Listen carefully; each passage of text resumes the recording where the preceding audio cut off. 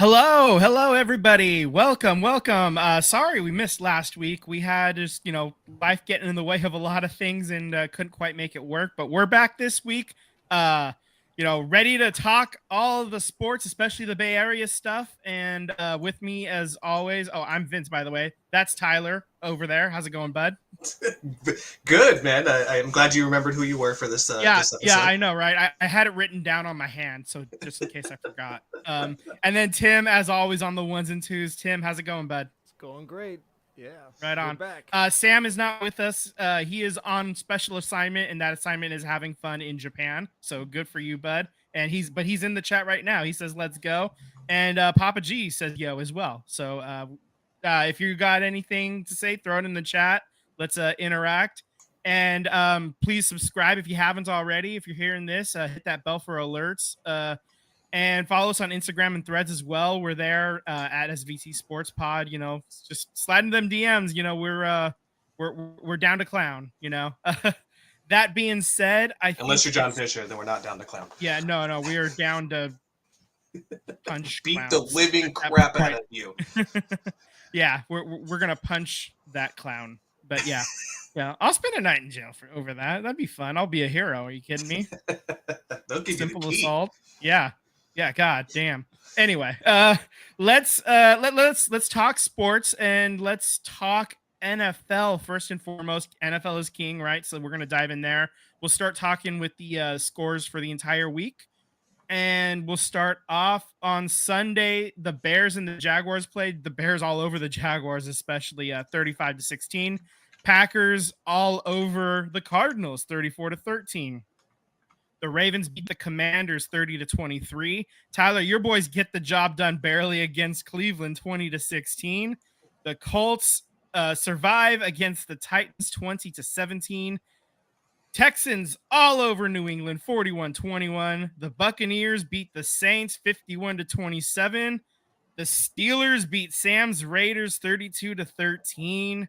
The Chargers over the Broncos 23-16. The Lions make frauds out of the Cowboys 47-9. The Falcons beat the Panthers 38-20. And then for our primetime games on Thursday, the Niners beat the Seahawks in the Emerald City 36-24. On Sunday Night Football, the Bengals beat the Giants 17-7. And right now, happening Monday Night Football, the Bills and the Jets are playing. And that game is at commercial as I just glanced up and looked for a score. So we'll get you one a little bit later. 7-3 Bills. And Sam! What's up, bud? Sam's in Japan and he's dialing in. Yeah, man. What's going on?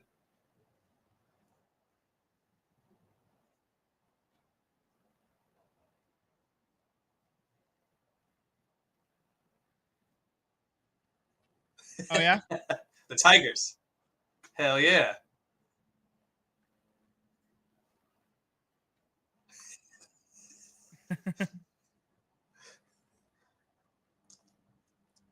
I don't know if they call it World Series over there, but maybe the Japan Island Series. The World Series now, because MLB don't matter no more. Right.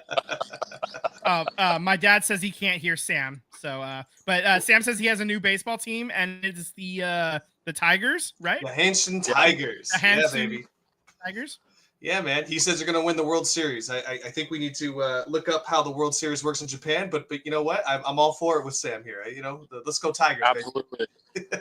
All right, guys. You have a great show. I just wanted to say hello. Right. Have a wonderful show, and I'll see you guys in a couple weeks. I'd rather take it easy, man. All right, take it easy, All right, Sam. cheers, guys. All Bye. right, later. Cheers. All right. And Sam just jumped in for a hot second, and that's okay. He really made our tech guy super happy because he was super unprepared and no audio was ready. Our tech guy is shaking his head in complete happiness. Yeah. Victory. Okay. So obviously the Raiders disappointed. We don't really need to dive in. They just they just weren't ready. They didn't get off the bus. They looked all out of sorts from the brief glimpses I saw while I was sitting at Plank in Oakland at Jack London Square, hanging out with my family. I had a cousin in town from Seattle, actually, oddly enough. Nice. And we're going to circle back around to that in a little bit as well. We, But we should Tyler, say though, Yeah. the Devontae Adams situation, given the Raiders, it's Mhm. all over the place. I mean, Yeah. he could be a Jet. He could not be a Jet. He could be a Saint. Could not be a Saint. He could still be a Raider for all we know. So, last report that I got that I saw, and I'm sure you saw the same thing, Vince, was that there's a good chance he could just stay being a Raider. So, I don't know. Yeah. I don't know where your hopium lies, depending on which team you are hoping him to be on, but Yeah. it is divided. I would say if you're an AFC West team, I don't think he's going to go there. So probably not the Chiefs, probably not the Chargers, probably not the Broncos. I don't think he's going to come to the Niners either, because that's, like a former local rivalry that I don't think Devontae would appreciate that. And I don't think the Raiders would want to see him succeed at in their old home as well. So I don't know. So outside of that, maybe it's the Jets. Maybe it's maybe it's the Saints. He reunites with Derek Carr, but Derek Carr isn't even playing right now. He's injured. You got the rattlesnake, Spencer Rattler playing there. But yeah. Anyway, Yeah. so let's talk about your Eagles game. Nick Sirianni started chirping fans after barely squeaking by against the Browns. So Is he's on the hot seat, right? He's on his way out. it's crazy because like the organization, Laurie's never fired a coach mid-season. That's never happened. He's not a record say that he'll never do that. But Sirianni's making a good case to get himself fired in the middle of the season. He's sure shit trying, isn't he? Yeah. Look, I didn't know if he was chirping at fans or opposing fans that happened to be there. Now he's come out and apologized to the fans, so that tells me that he obviously was chirping at the fans. Look, Philadelphia, it's outside of maybe New York media. You're gonna get it from the fans, whether you win or lose. They want to see winning football, winning any kind of sport it may be, whether it be basketball or baseball, you name it. And look, I'll take the W, but there's a couple things that I watched that game and I'm like, it's the Browns, man. It's not like we're going against the Chiefs and we squeaked out that win. We're going against the Browns, and I don't know. I think defense stepped up as they always do. It's great to have AJ back and Devontae. They both got themselves a touchdown in this game. But man, there is some glaring issues with this offense. And, one of the biggest issues was that the Eagles still haven't scored in the first quarter. And they haven't done that since last season. They're going 6 straight games without scoring any points, not even a field goal in the first quarter. The last time the Eagles did that was in 1934. I feel like that's not a record you want to be a part of. You obviously want to put points on the board, set a tempo early, and it just seems like we always go 3 and out every single game, and we are actually, because we don't score any points. So, like, it's a win, I'll take it, but at the same time, it didn't really feel like a win that I could feel confident about. And Right, yeah, it wasn't a win to cure your ills, so to speak. We haven't had a double-digit win, I want to say, since October of last year. And so Been damn near a year then. yeah, so it's pretty rough out here. Look, it's not the end. Our division is pretty mixed up. The Commanders look way better than everybody could ever imagine. I know they didn't win this week. Actually, nobody won this week outside of the Eagles, but still, there's plenty of time to turn this around. So I'm not off the train of Nick Sirianni, but he is making a good point for me good chance of me wanting to have him fired after next week. So, Right, we'll see what yeah, next week brings me. Yeah, you're only a half game back of the Commanders, who surprisingly are out in front right now. Yeah. Jaden Daniels looks pretty good, and I made a trade for him in our fantasy league. Yeah. So Who would have known that top quarterback pick that everybody wanted was going to be really good, right? right, I know, right? Jesus. So Anyway, your Niners, man, you kind of Yeah. had a butt clinching third and fourth there. So, but it looks like they came out here. So break it down. See, here's the thing. Here's what you got to do is what you do is before the schedule is released next year, you buy tickets for a Thursday night to see Wicked, okay? And then you have both the Sharks and the Niners schedule games on that exact same day, including the Sharks home opener, by the way. All right. So you schedule both of those. So that way you don't have to see like I could only watch the first quarter and a half when the Niners were doing pretty damn good. I wish they would score more touchdowns than field goals. That's another thing entirely. But as far as I knew, everything was going fine. And then I look at the highlights later and I'm just seeing touchdowns, and I'm seeing interceptions. So as far as I'm concerned, great game. I did find a little bit of humor that I was watching Wicked while the Niners were literally in Seattle, the Emerald City, getting a win up there while I was in San Francisco, watching Wicked. It was just kind of a fun full circle moment right there for me, even though I couldn't. Obviously, I was in the theater. I can't watch the game while the theater's going. It's not allowed. So, but yeah, so I did watch back the game, and I mean, what can you say? You get the win. It got a little bit closer than I would have liked, but oh well, win's a win, and Ricky Pearsall is back at practice today. His window has been opened from the non-football injury list, so got a little bit of reinforcements coming, and I know that Hufanga got put on IR before the game, so it's going to be, we just got him back, and he's already back to injured as well. So, well, I mean, don't forget Mason. Mason's got a shoulder. Mason's going to be kind of a question mark. He's questionable. And by the time Mason's back, maybe that's about the time Christian McCaffrey could be back. Who knows? Yeah. So then does Mason get the role back, or I mean, what happens there? We don't know. Like, there's just a lot of questions going forward for the first place in the NFC West. San Francisco 49ers, with all these injuries and all these question marks, they're still in first.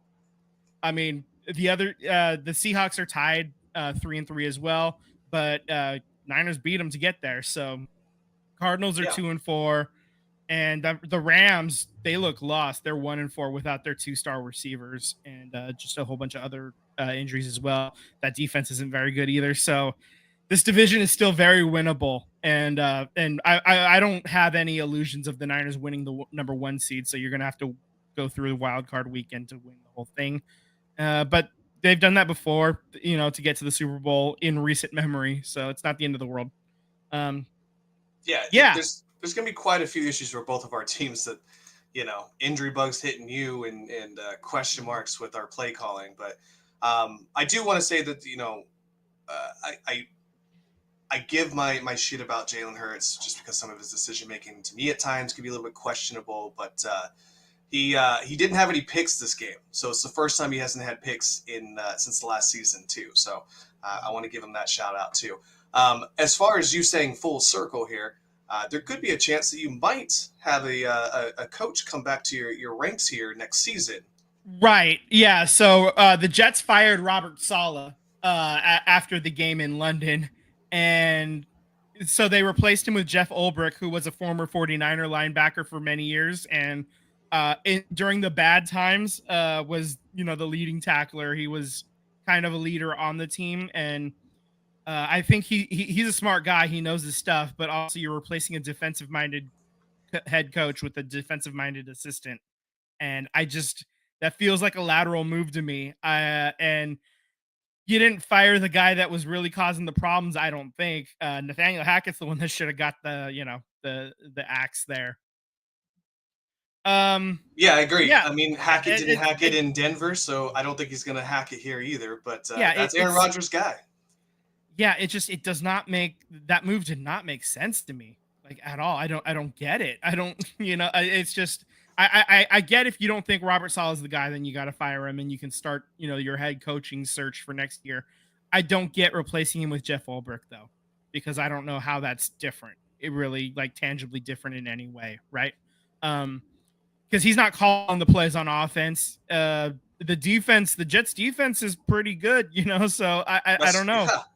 I mean, I'll be honest with you, man. If this Vic Fangio experiment doesn't work out for the Eagles, that phone call better ring to Robert Saleh as Yeah. fast as it possibly can. You know. Right. And Robert Saleh has already said that he's not going to join on another team's staff this year. He's going to sit out the rest of the year and just like hang out with the family and just kind of let things boil, like calm down a little bit and just, work shit out. So, Yeah, of course. So the Jets did just score a touchdown, so they're up 10-7 now. And I think with that, we can kind of put it to bed, put football to bed for now, and maybe circle back around a little bit later if we got some time. Yeah. So let's move on to basketball. Let's talk about the Warriors, who are undefeated. Just like our title says. 82-0, baby. Yeah, Here it comes. 82-0. It's happening. Here we fucking go. So we didn't talk last week, obviously. So they get a 1-point win over the Clippers down in LA, and that was Liddy, right? That did that one. That hit the game winner on that one. He hit the game winner on that one, and then on top of that, I think they played. Oh my gosh, they played Sacramento again and got that win over that. Yeah, so they play 2 games back to back against the Kings in Sacramento. They get a 10-point win. Then they come home on Friday, the 11th. They get a 3-point win in San Francisco. And then just yesterday and Sunday, a game that my cousin took her kids to, the Warriors get a big win over Detroit, 111-93. So, it's preseason, but it's nice to see that, wins are wins, like at least emotionally, if you're playing good, you're feeling good, looking good going into the season. I'm not going to be mad. I'd rather be 4-0 in preseason rather than 0-4, Yeah. I mean, it's feel good, even though it doesn't matter. It still feels good to win.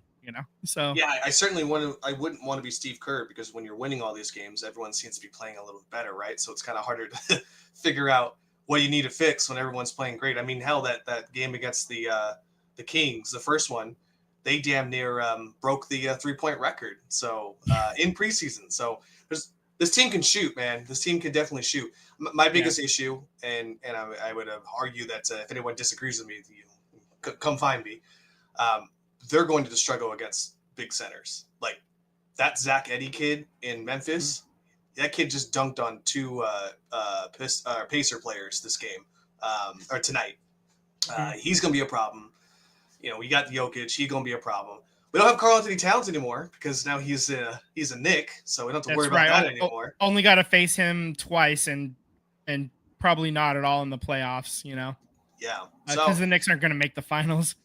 Because they're gonna go full New York Knicks at some point and miss out on the finals. I'm sure they'll make the playoffs, but their exit will be hilarious. The inevitable exit. I agree. So, and then you also got to play the Lakers. So we got 2 more preseason games against the Lakers on Tuesday and Friday, doing a home and home with them. So, and then the regular season begins for real against Portland on Wednesday, the 23rd. So in about 9 days or so. So it's coming up. We're right there, right around the corner. And it's time to start digging in, getting serious about Warriors basketball, right? You got your We Believe era hat on, I see. And yes, so you're ready. You're ready to roll. I got the championship hat. It's out. I just didn't put it on today because I was already wearing the Niners the George Kittle shirt, so let's just match the hat, But I'm ready for it too, and it's gonna be a lot of fun. I can't wait to see how this all shakes out, how they get to 82-0. Yes, I agree, man. One no game losses. at a time, huh? Yeah, one game at a time. You can't go 82-0 in October, So let's go 1-0 first, and then we'll talk a little bit more about it. We'll know when we record next week. That's when we're gonna have final rosters and things like that. We'll know where the team sits more realistically, like who's on it and who's down in Santa Cruz. Do they any last second deals get made or anything like that? So that's coming. But speaking of last second deals, the Kings traded McDaniels. It's not Jaden, and I'm drawing a blank. But anyways, he's a power forward to the Spurs, and along with a second-round pick. And the Spurs have decided to release this Daniels kid. So I don't know if the Warriors want to kick some tires, but That's a I'll take a money big move. man. It is a money move, but I'll take a big man any chance I can, man, with this team. Yeah. Height is going to be an issue. Yes. So you got to just be more tenacious on in everything else to make up for it. So yeah, you can coach a lot of things, but you can't coach 7 feet. So It is what it is. All right, so let's switch gears a little bit. We're gonna talk WNBA finals right now. We got a finals update. New York Liberty are playing the Minnesota Lynx. That series is tied 1-1. Game 1, top performer was Courtney Williams for the Lynx. She had 23 points, 5 rebounds, 5 assists, and that game, Minnesota was down 18 points. They come all the way back and win it in overtime by 2, 95-93. So that was really exciting. Nafisa Collier also came alive as well to get them to overtime, and then they were able to shut the door there. So New York comes back in game 2, gets the win. Brianna Stewart sets a finals record with 7 steals, along with 21 points and 8 rebounds, and New York gets a 14-point win. So the series is tied 1-1, heading to Minnesota. I think Brianna Stewart's gonna be good in this league. She might be. Yeah, I think she's gonna be all right. She's got some potential. So just a couple of WNBA notes, and I guess like basketball notes in general. So Golden State Valkyries announced that their head coach will be former Las Vegas Aces assistant Natalie Nakasi, and they're going to also select 5th in the WNBA rookie draft. So how do we farm our future draft picks to move up to number 1? Just because who cares? It's a inaugural season. Yeah. Go get the number 1. Yeah. So I don't know, but I'll say it's kind of interesting because the WNBA does have 8 teams that make the playoffs of the 12. So basically the 4 teams that didn't make the playoffs are going to draft first, and then they're sliding in the Valkyries right after them before the teams that did make the playoffs get to make picks.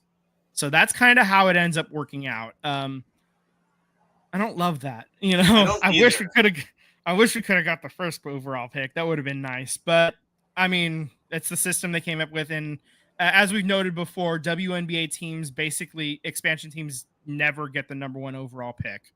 So I think they've put an emphasis on making sure established teams, I guess, get the benefits of a terrible season as opposed to a brand new team coming in out of nowhere, Yeah, and basketball is such a superstar driven league where one superstar can really make a difference. They don't want a Vegas night situation. Right, exactly. Speaking of superstars, Caitlin Clark is officially the WNBA Rookie of the Year. That was announced before last week's episode, but we couldn't talk about it real quick. So just a couple of notes on her season. Most assists in a single season. That's not just for a rookie. That's just period. Most assists ever in WNBA history for a season. She led Indiana Fever to their first 20-win season since 2015. So that team has been dog shit for a long time, basically. And she was able to get them into the playoffs, which is a hell of a start for a rookie year. She was the first rookie ever to record a triple-double in the WNBA, and the first player in WNBA history to lead the league in both assists and 3 points made per game on average. So I think she's gonna be special. I think she's gonna be. Yeah, she's gonna be all right too.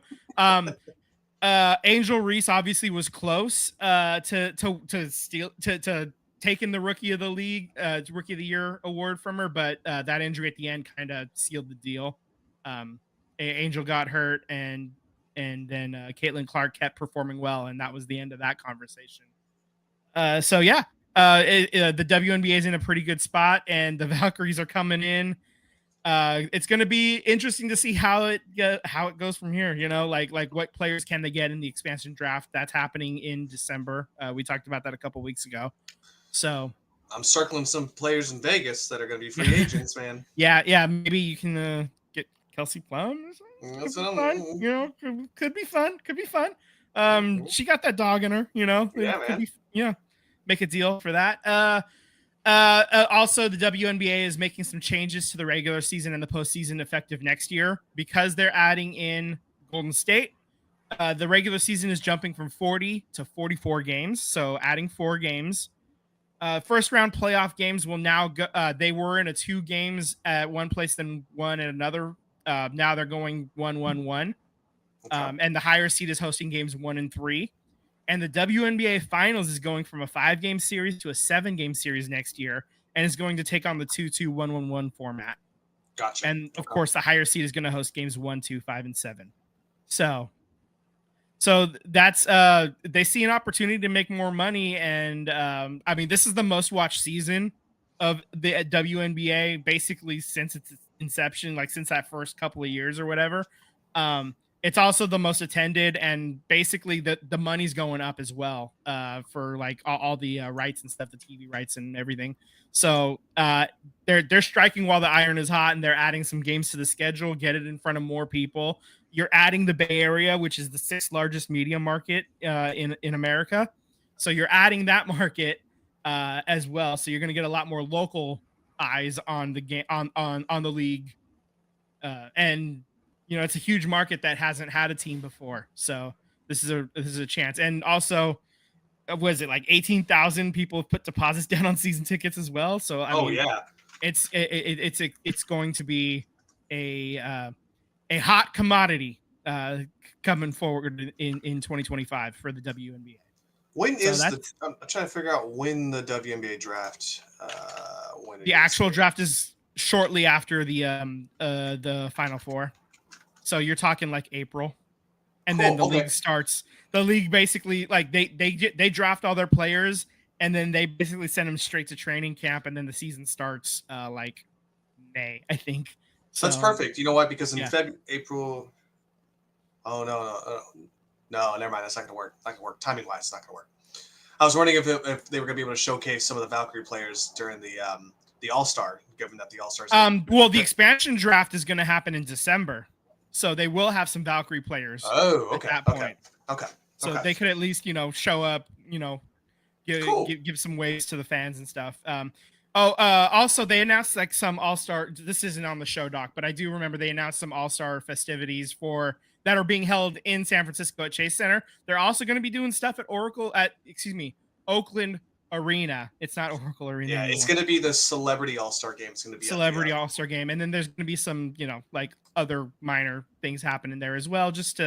But like the main events, like Saturday night with the competitions and 3-point and slam dunk. That's all going to be at Chase Center, and obviously the game itself is going to be at Chase Center as well. Yep. Yeah. So I think that brings us to the end of basketball. And we can switch gears to hockey. Let's talk about the Sharks. I mentioned it earlier. They did start the season. They lose in overtime 5-4 against St. Louis on Thursday. Macklin got his first goal, and it took only 7 minutes to get it. He also got a primary assist on Tyler Toffoli's first goal as a Shark. And Macklin was down behind the net. He centers it forward, and Toffoli's there. Puts it right past the goalie. It's like he lives with Jumbo or something.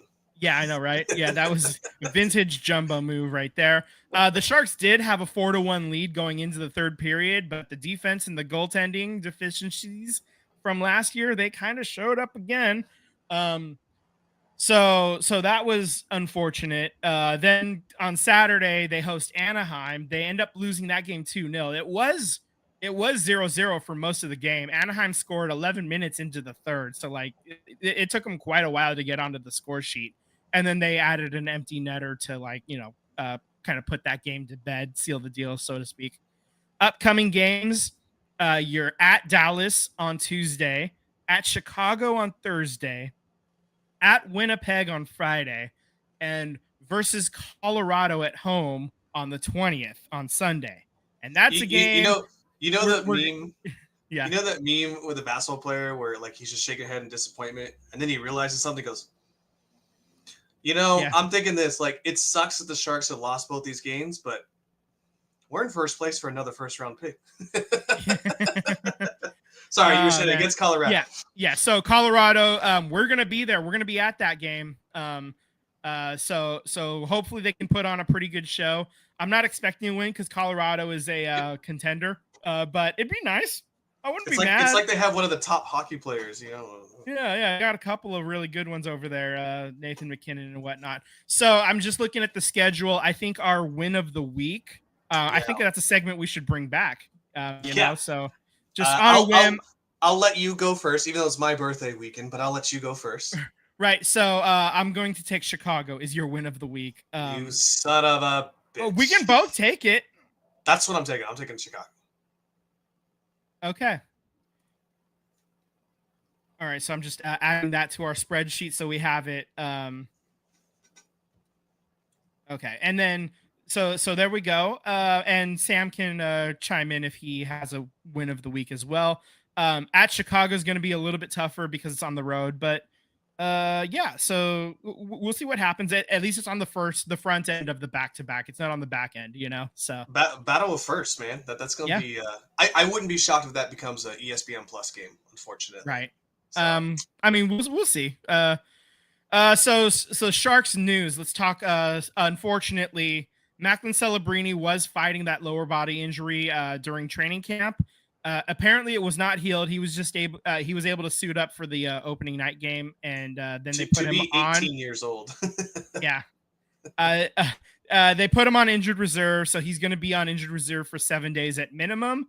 The soonest game he could be back for is the game we're going to on the 20th on Sunday. But they're calling it week to week right now, so we just don't know if it's going to if he's actually going to play or not. I hope he does. But if he's not, you know what? Yeah. Honestly, it's this whole rebuild is bigger than an early season game against Colorado before Thanksgiving, even, there's bigger things in mind than an early season game. And if he's not ready to go, I don't want to see him out there. I want him 100% going forward. I get the importance of opening night and just kind of flashing a little bit, saying like, see, look what I can do. It certainly builds confidence for when he comes back. And I just hope the rest of the team can kind of hold down the fort until then. So switching gears a little bit, the Sharks are going to be using the hashtag "the future is teal" for this season. So if you're on social media, that's the one you want to use. So when you're talking about how much you wish Macklin could play, hashtag "the future is teal." When you're interacting, and then maybe you'll get some notice and meet some other Shark fans as well using that hashtag. I mean, look, I hope he plays on Sunday, given that I just bought his jersey. But you're right, man. It's much bigger than one game. But a part of me thinks he's a gamer, and Colorado is one of those games that if he can, he will suit up. It's a measuring stick, like how good am I against these kids, Right? Yeah. I'm supremely confident that when he comes back, he's going to continue to be, just racking up points and setting up sweet dimes, lovely little apples for Tyler Toffoli and William Eklund to put in the back of the basket, So the Board of Governors meeting happened at the beginning of the month. So Commissioner Gary Bettman said the league and the NHLPA are going to begin negotiations on the next collective bargaining agreement in the new year. And they hope to have it finalized by the end of the 2025 Stanley Cup playoffs. The current CBA is set to expire in September 2026. So this would basically be a full year ahead of schedule. And let's not forget that this is the league that lost the entire 2004-2005 season and half of the 2012-13 season due to lockouts.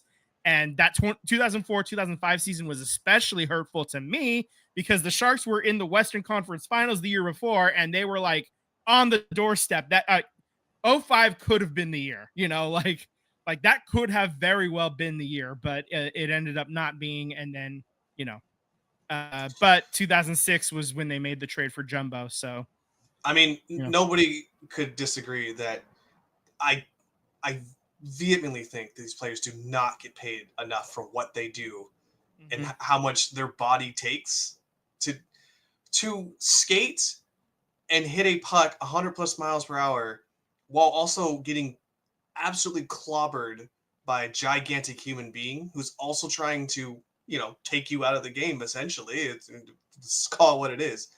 These guys do not get paid enough. They don't. Yeah. They really don't. And Yeah. Hockey players are just a whole nother, beast, man. These guys are absolute gamers. Yeah. So hopefully these negotiations are not, tense. I would love for everybody to just come in there all honky dory, happy, kumbaya, holding hands, getting down to the circumcising mosquitoes portions a year in advance. That's the phrase that Jerry Jones used when talking about the Tim looks very confused. Yeah. So when the NFL was talking about their negotiations with the CBA, that was a term that Jerry used when they were so close and they were working out the really small details. He called it circumcising mosquitoes. Like, yeah, so stupid. Jerry Jones has also said some other questionable things more recently. Oh yeah. Jerry's not the moral compass to be said, but a funny line is a funny line, and I got to give him credit. That one was a funny line. So stick taps for that, bud. Stick taps for that. Okay, so the league also has set a preliminary salary cap for next season at an estimated $92.5 million, but they also stress that it's too early to confirm that that's what the number's actually going to be. But if everything holds to where it looks like it's going, that salary cap's going up again. So it's crazy. More room it's not to even sign 100 more players. million. It's crazy. I know, right? They also said when asked, there is no talk of expansion into Houston, Atlanta, or other markets yet. But I'm telling you, it's gonna happen. I think the NHL is gonna be the first league to get to 36 teams. They're the most dialed in. I mean, Yeah. I mean, you could argue that the Sharks have like one of the oldest stadiums. Like they're probably they do. ones. Yeah, they actually do. Outside of that, everyone's pretty much dialed in. All their stadiums are relatively new. There's no issues. So yeah, I could definitely see Houston, Atlanta being on the docket. For the next 2 years. Atlanta just need it sounds like that they're building the stadium like an arena right now specifically for hockey because they don't want to use the where the Hawks play. They want their own venue, and I totally get that. Because while you can share an arena with basketball and hockey, the sightlines just aren't perfect. It's different sports. You require different seating arrangements, configurations, and whatnot. And Utah is actually putting $900 million from the state government into the Delta Center to be able to make it work for both hockey and basketball. So and Houston has been like clamoring as well for years. And if they can find somebody to actually get an arena built in Phoenix or in the Phoenix area, they'll go right back to Phoenix. I know that for sure. Like that market is too huge. So there's three markets right there. I know Kansas City is, ready. They have an arena already built and they don't have a basketball team or a hockey team. They're just ready to go for whoever wants to step up first. Quebec wants to get a hockey team back. They missed the Nordiques, but I don't think they're going to go there right away anyway. So yeah, there are plenty of markets available, ready and willing to take on a hockey team. Schedule. Let's see. One more note. Schedule changes proposed for the next CBA include lowering preseason games to 4, moving the regular season games to 84, and starting the season as early as October 1 in an effort to award the Stanley Cup earlier in June. Which I actually do like that. I don't. Yeah, everything about that sounds perfect. Mm-hmm. I know that regular season and preseason games, it's not a 1-to-1 change, and that's kind of what they're asking for right now. But you get more, with the league expanding, they could use those extra 2 games, and then suddenly you can actually play everyone in your division the same amount of games. I guess my only concern, if you're going to have the cup earlier in June, is you're going to be competing a lot with NBA, and that's in their playoffs. So no, they already do. The finals for both leagues happen at the exact same time. So right now, the NHL is trying to get out in front of the NBA.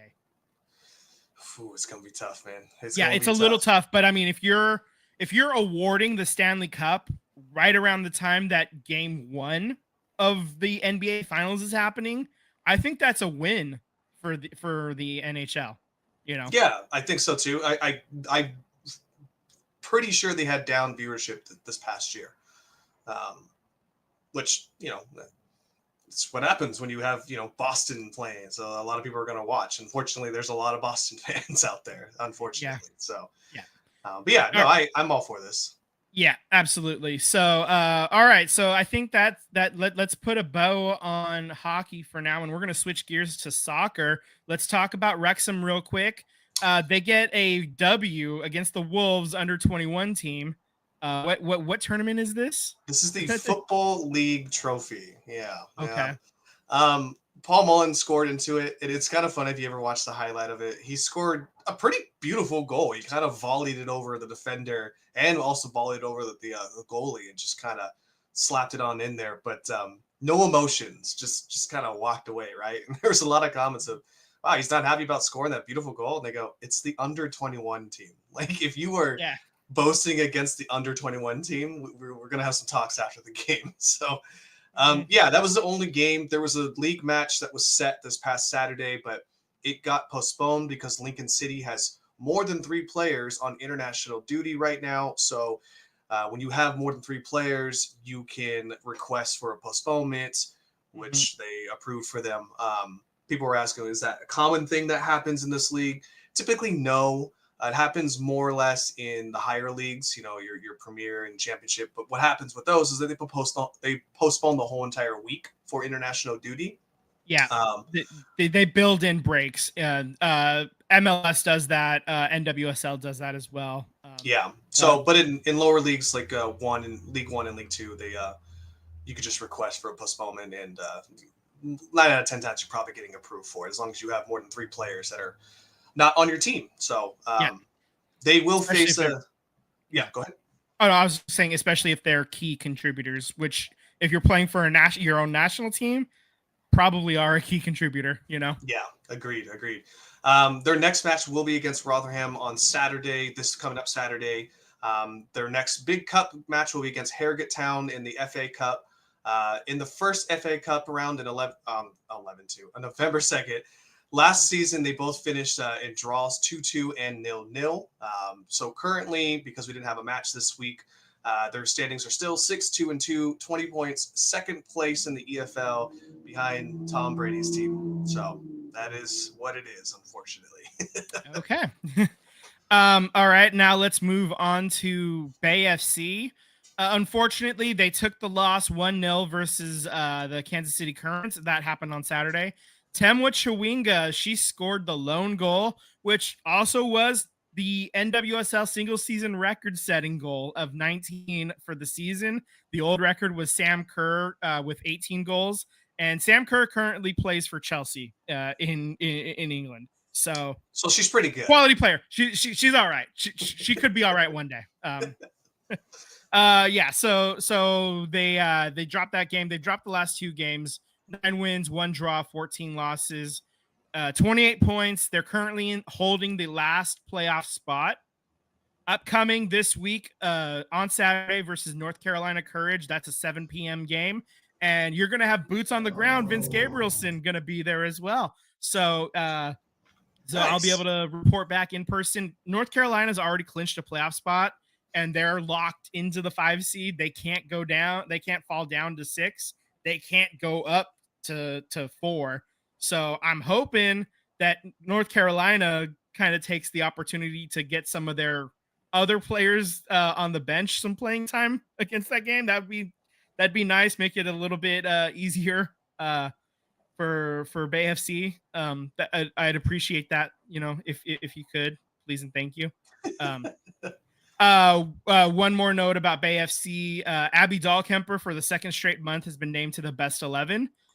So she was barely on the team, but made the best 11 last month. And then for September, she made it again. So congrats to Abby Dahlkemper. And when I go to the game, I'm definitely going to keep an eye on the jerseys, on the Abby Dahlkemper jersey. I think I might end up walking away with one. We'll see that. Nice. To be determined. Got to see what the bank account says first. But so other NWSL notes on October 3rd Angel City was fined $200,000. They deducted 3 points in the standings, and 2 front office officials were suspended for salary cap violations. This dropped Angel City down to 12th and basically all but eliminated them from playoff contention. They're still mathematically alive. But yeah, it's it's not good, you know. Basically the most of the violations happened in 2023 with 5 players getting quote unquote side letters, which is basically agreements outside of the standard contract that they didn't disclose to the league. And for a few weeks earlier this year, they were also not compliant with the salary cap. So they really and it sounds like Angel City was saying a lot of teams are doing this too. So it sounds like maybe they were either the worst offenders, or they're just trying to point the finger a little bit. Yeah, of even course, if other teams are doing it, if you're doing it the worst, you're going to get the one punished the worst for it. I'm not going down with a sinking ship. You guys are all going down with me. Yeah, no, that's right. Also, NWSL is expected to announce the winning bid for the 16th franchise soon. Possibly, they may be trying to associate it with the playoffs and like the final in Kansas City as well. That team will play in 2026 alongside Boston, which announced today that their name is going to be Boston Nation FC. It sounds like that might be a name that they change, you know. You must have just put they used Celtic, to have the Celtic Pride FC. Yeah, they used to be the Boston Breakers FC, which is a pretty cool name, I think. But that team ended up dissolving. I forget how and where they ended up going, but so that's why Boston is getting one of the expansion teams. They were supposed to come in with Bay FC, but Salt Lake had a something in their contract because they lost their team. They were able to sneak in and get the team back, I guess. So yeah, I could see Nashville being the winning city, honestly. Right, yeah. So there are cities in contention include Cleveland, Cincinnati, Denver, Jacksonville. Atlanta and Nashville are also rumored but have not been public about it. Minnesota was public, but they withdrew themselves from this round. But they still do hope to expand in the future, get an expansion team in NWSL. I tell you what, if I was a player, I probably would be hoping for, like, Denver would probably be one that I would be hoping for, because Colorado is more friendly to women in general. Not to get too political, but like Jacksonville, you're stuck in Florida. There's, a lot of agitation there politically, and same with Ohio as well, although less so than Florida. So I guess that's just more or less Nashville's men's club is pretty popular. Right. Yeah. So like fan support, that's not the question. That's like, I think there's going to be fan support wherever they end up putting it, because they're going to be smart and do their due diligence. I'm just concerned about some of the extra stuff, because now there isn't an expansion draft. Now that, there isn't an entry level draft either. You're going to have to go out and sign players. You're going to have to convince players to come to your city. And if you're going to be playing in a city where, you don't have as many rights as you do in other places, that's going to be a little bit of a tougher sell, so it's going to be a little bit of an uphill battle. That's the only point I'm trying to make there, I think the hard part about Denver is just the elevation, man. Yeah, that's true. The hardest part. There are a lot of players, especially women players, that come out of the Colorado area as well, though. So it is a little bit of a hotbed. So the players that are there and they can run at mile high elevation, when they come down to sea level, there is a little bit of an advantage there for them. So all right, something to think about. Yeah, exactly. It's just, we're just spitballing at this point, and obviously we don't get to make those decisions. We're just, shooting the shit about it. And look at how far we've come, Two dudes just shooting the shit about women's soccer. How about that? Growth. So let's just talk about Greg Berhalter. He landed the head coaching and director of operations with the Chicago Fire. He's going to begin as soon as this season ends. And okay, cool. I mean, he literally Thibodeau of the New York Knicks. He is the head coach and head of operations. Yeah. It's that's wild. He's dude, that's called falling forward, right? Failing up, yeah. Yeah.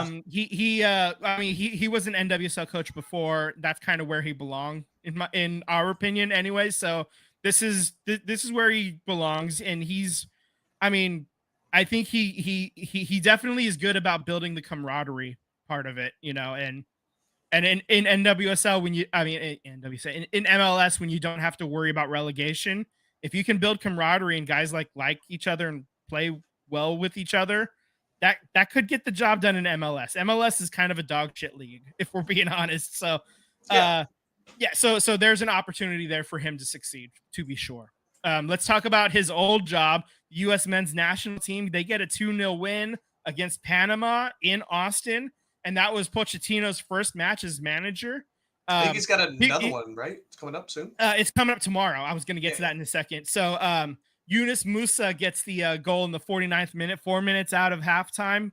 Whatever tweaks he made them. And then Ricardo Pepi, guy that scores whenever he plays, guy that basically saved Berhalter's job the first time, but didn't take him with him to the World Cup.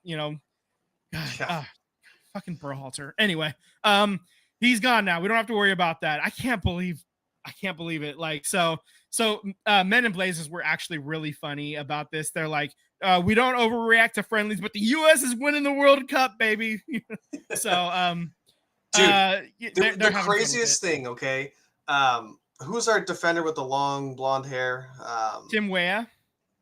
Okay, he went out and said, they said, "Oh, how is it having Poach as your coach?" And he goes, "Poach is your coach." Anyways, he goes, "It was crazy. We practiced for 2 hours." And I was like, You've never practiced for 2 hours with Berhalter as your coach ever? Yeah. What did you guys don't play together that often? You got a lot of camaraderie with your home team or with your home club, but you don't play together. Like what? Yeah, you should be practicing together a lot as much as you can. It sounds like the U.S. men's national team hasn't been running, building up the running and the fitness like that since Bob Bradley, the early 2000s when they had that miracle run into the into the quarterfinals in the World Cup in 2002. Like that's the last time they were running like this. It's crazy. I don't need you doing sprint drills, right? Because you do that probably with your home club, but you should be practicing drills and set pieces for 2 hours minimum. I mean, right? Come on, man. What were we doing? Yeah,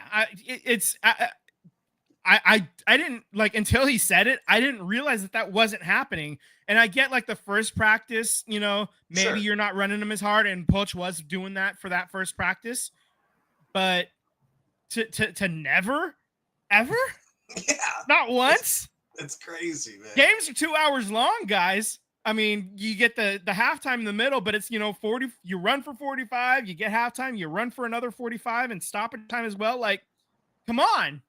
It's 2 hours for a game. Every sport has a simulated game. Okay, you're telling me the U.S. men's national team never fully simulated a game? It never happened. Yeah, not once during training. That's crazy. Not in the last decade and a half at least. Anyways, I mean, I'd have to look back. Maybe he was exaggerating slightly when he said how far it's been, but I mean. Maybe Jurgen Klinsmann did it a little bit at the beginning when he first got there, but I mean, sure. to say it never happened. Okay. Anyway, we're moving on. So the next match is this coming Tuesday against Mexico. So 5 players have been sent home back to their club teams, dismissed from camp. Those players are Christian Pulisic going back to AC Milan, Marlon Fossey going back to Standard League. Weston McKennie going back to Juventus. Ricardo Pepi. He got taken off the game this week. I don't know if he's dealing with an injury right now, but that sucks. I mean, Weston McKennie didn't play at all in the game, and he's not playing at all for in this round. That's fair. Which is not. I mean, he kind of earned it if we're being completely honest. Excuse me. Ricardo Pepi's going back to PSV Eindhoven. And Zach Steffen is going back to the Colorado Rapids. So they're going to return to the club sides. They're not playing in this game. And and they're not getting any replacement players either. So it's just this friendly in Guadalajara. That's who we got. So this is the first time actually U.S. men's national team are playing a friendly on the road in forever as well. Probably since Jurgen Klinsmann, which is ridiculous as well. It's a good time to be a sports fan, especially if you're in the Bay Area. I mean, the Sharks are rebuilding. Yeah. Obviously you got Steph Curry. So as long as you have.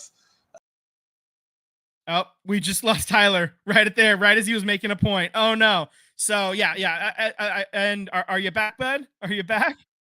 Okay. The Sharks are rebuilding. You still got Steph Curry, the devil named Curry. We've got this national team that's on its up and ups right now with this new head coach.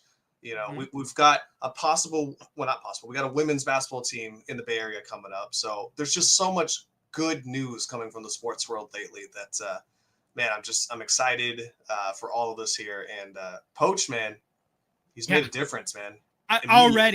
He's already immediately made a difference. They're just, a couple of very minor tactical stuff. The details you can hear from like other smarter soccer people than us, but yeah, you notice them right away. Like it's just that there's something there. There's something about this guy, man. The players really want to impress him, and they're really listening and they're taking it to heart. And if we're gonna get, I mean, we already know that Christian Pulisic is, he's a superstar. Okay, he's the only superstar the U.S. has right now. Right. But I think he can get better, and I think Poach thinks he can get better too. And that's going to be scary as hell for the rest of the world if Christian Pulisic has another gear he can find. The thing that Christian needs, and he hasn't had it, he needs a consistent second score. Yeah, that's all he needs. Because teams load him up on the box and he doesn't have a chance, Right. Ricardo Pepi probably is that guy, can be that guy, because he doesn't get a ton of opportunities, but every time he does, he's scoring. So I don't get why he doesn't get the opportunities, and I think Pochettino saw that, and he actually he was playing I think he was playing Pepi like a little bit outside, right? And then he was coming in, like crashing the net and everything. So and that's something that I heard on another interview. That's what he used to do when he was like as a kid trying to work his way up in like England. I forget which squad, like maybe it was Arsenal or something, like in their junior teams or whatever. But that was something he used to do when he was younger, and Poach was there and he saw that, and so he remembered that. And so that's he's like, no, I feel he's showing trust in the players, and I'm really excited for it. Just one quick, and I think that's kind of it for soccer. One quick, as usual, fuck John Fisher. Just has to be said. Like, it's just we cannot have a show without saying fuck John Fisher right in the ear with no lube. Fuck that guy. All right. Also, we'll reach out to Daniel afterwards. But congratulations, Daniel, on your Dodgers. You beat my Padres. Yep, they are playing the Mets, and that's why you have "Let's Go Mets" in your header. Yes, sir. They won. They won big time. They won, I think 8-0, something like that. They had a grand slam today. Okay. So Dodgers took game 1, 9-0, and now the Mets have equaled all that up here. I do want to say the Dodgers did something absolutely insane. They went 28 innings without giving up a single run. That is legendary status type of stuff right there. So it's 3 straight games. Yeah. So what makes that more amazing, Vince, isn't the fact that they did it, is that they did that with a slew of pitchers. It wasn't starting pitchers. It was a relief pitcher, another relief pitcher. They started a game with a relief pitcher. So he went through like 6-7 pitchers within like 3 games, totaling up, and did score. Have a single run score them in 28 runs or 28 innings. It's insane. So that's gonna be a tough out. And the Mets they're running that high hot streak right now. So I'll jump on the bandwagon with you and say let's go Mets. Right. Let's go Mets. All right. Just one more thing that we have in here. Gonzaga University is going to officially join the Pac-12 in all the sports that it does play. They do not play football, so they still need one more football school. And maybe it sounds like Sacramento State could be that school. They're at least kicking the tires on that. So we'll see what happens there. before, a few weeks ago when we were talking about this, and I made mention of the WAC, I meant the WCC is what I meant Gotcha. before. So that's why, because the WAC folded and became like the Mountain West kind of took them over. Yeah, it was pretty whack. Yeah, it was whack. Anywho, so that basically, I think that does it for us. Unless you got anything else you want to add. No, I've got nothing. Pop said, "Fuck John Fisher." I agree. As is correct. Just a quick little check on the score. The Bills do have the football, and they are up 13-10. They did miss an extra point, so that's why it's not 14.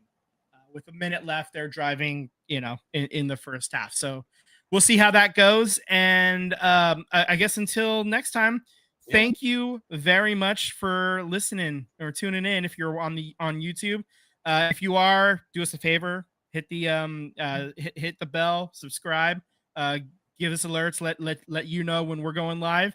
If you're listening on podcast form, thank you as well. And just make sure to slide into our DMs on Instagram and Threads as at SVT Sports Pod. And until next time, fuck John Fisher and have a great day. And we'll see you next week. Later, guys.